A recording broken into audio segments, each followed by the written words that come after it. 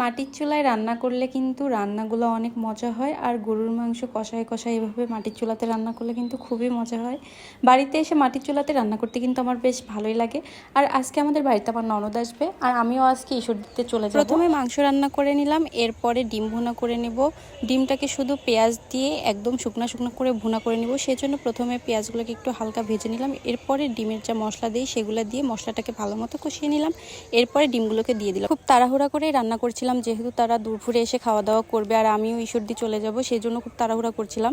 আর এক জায়গায় যাব যেহেতু, সেজন্য কিন্তু বেশি কিছু আয়োজন করতে পারি নাই। তাছাড়াও আমার নন্দাই কিন্তু মাংস ছাড়া অন্য কোনো তরকারি খাইতে বেশি পছন্দ করে না। সে মাংস সামনে পেলে আর অন্য কোনো তরকারি নিবেই না। একটু আলু ভাজি করে নিয়েছিলাম, কয়েকদিন ধরে মাংস খাচ্ছি, আমার একদমই ভালো লাগছে না, সেই জন্য সব রান্নাবান্নার শেষে একটু পায়েস রান্না করে নিলাম। পায়েস খেতে আমার শাশুড়ি ভীষণ পছন্দ করে আমার হাতের পায়েসটা। এই তো রান্নাবান্না ছিল আজকে ডিম ভুনা, আলু ভাজি, মাংস আর সাদা ভাত ছিল, সাথে ছিল পায়েস। তো খাওয়া দাওয়া করে আমার ননদদের পাঠাই দিয়ে আমরাও রেডি হয়ে ঈশ্বর দিয়ে চলে যাব। আজকের ভিডিওটা এই পর্যন্ত। আল্লাহ হাফেজ।